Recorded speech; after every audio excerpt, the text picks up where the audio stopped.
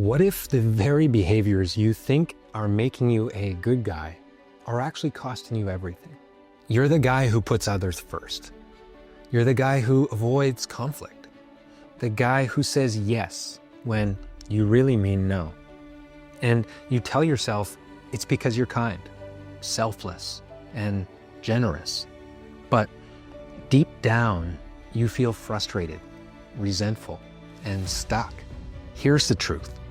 Being a nice guy isn't just holding you back. It's costing you your authenticity, your relationships, and your peace of mind. And today I'm going to show you the hidden costs of being a nice guy and how you can start reclaiming your power today. The first hidden cost of being a nice guy is losing yourself. When you're constantly people-pleasing and seeking approval from the outside world, you start to bury your true needs and desires and emotions. You become a stranger in your own life, disconnected from who you really are, and disconnected from that internal compass. How does this show up? Maybe you've stopped pursuing your hobbies that you love because they don't fit the image of being the responsible guy. Or maybe you've silenced your opinions to avoid rocking the boat, even when something matters deeply to you. Over time, this disconnect grows and it will leave you feeling empty, frustrated, and disconnected from what's really important in your life. So why does this matter? It's because when you're not living as your authentic self, you're not really living at all. You're just going through the motions. You're playing a role that society or your past has handed to you. And the longer that you stay in that role, the harder it becomes to remember who you really are. The harder it is to be able to put down the masks and connect with that authentic expression. So how do you start reclaiming yourself? It begins with small, intentional steps. The first thing I'd recommend is to carve out 10 minutes, even 5 minutes a day to journal and ask yourself, what do I really want? What lights me up? And what am I tolerating in my life that I don't have to? This simple practice can help reconnect you with your inner voice and all of those parts of you that you've neglected. Next, take one small action this week to honor your desires. It could be as simple as saying no to something that drains you, or making time for a hobby that you've neglected in the past. And finally, be kind to yourself. Remind yourself that prioritizing your needs isn't selfish, it's necessary. You're not just reclaiming your time, you're reclaiming your identity. That will help you show up more authentically and truly in all aspects of your life. The second hidden cost is strained relationships. Nice guys often give to get. As Robert Glover would call them, covert contracts. They do things for others in the hope of receiving love and respect or approval in return. But when that doesn't happen, they will feel frustrated and resentful. So how does this show up? Well, maybe you've noticed that your relationships feel one-sided. You're always the one making plans, initiating conversations, or offering help, but it rarely feels reciprocated. Maybe you found yourself avoiding difficult conversations because you're afraid of conflict, only to end up feeling unheard and unappreciated. I know that's how I spent so many of my past relationships and never felt that deep sense of connection that I desired. So why should you care? Because relationships are the foundation of a fulfilling life. And if you're not showing up as your authentic self, you're robbing yourself and the people that you love of the chance to connect on a deeper level, on that level that you really desire to be seen and known at. The key to healthier relationships lies in authenticity and balance.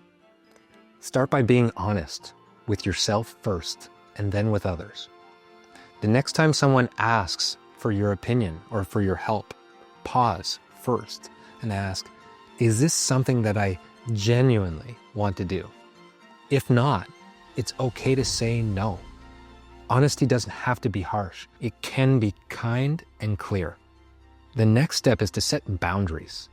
Identify one area that you're overextending yourself and communicate your limits. For example, I can't take on that project right now, but I'd be happy to help next week when I have more time. Boundaries aren't walls.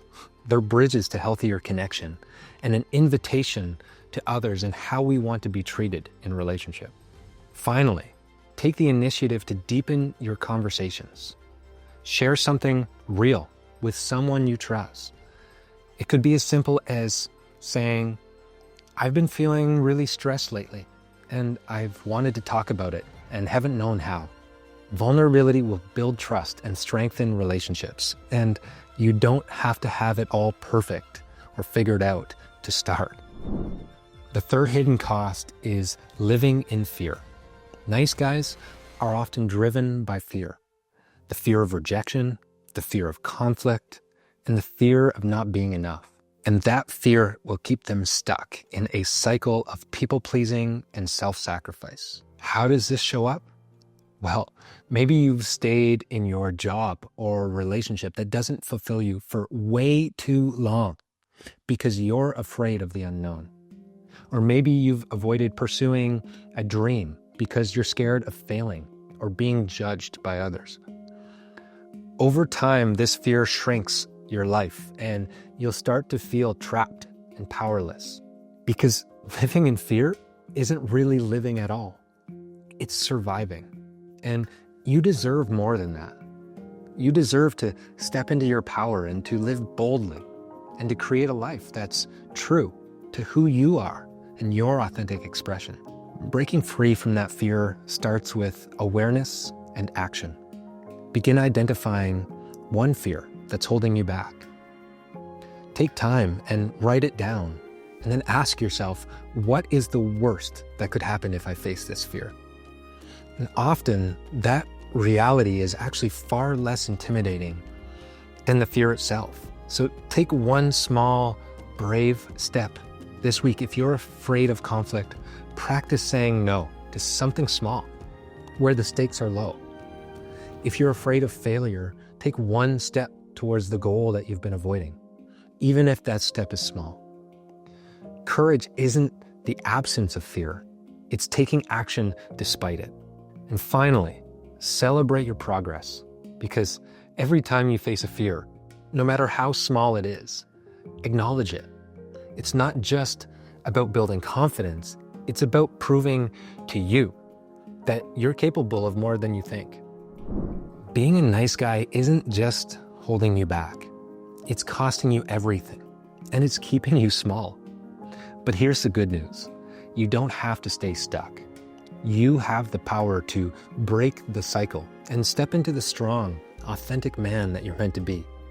This isn't about becoming someone else. It's about becoming more of who you already are. It's about reclaiming your power, your voice, and your life. I'd like to hear from you. What's one nice guy behavior that you're ready to let go of? Or what's one step that you're committing to take this week? Drop a comment below and let's support each other on this journey. Because the world doesn't need more nice guys. It needs men who are courageous, grounded, and true to themselves. That is the place that they can serve from and really make the impact that they desire. And that transformation begins with you. Thanks again for tuning in. I'm Stu Murray signing off, and we'll see you next week.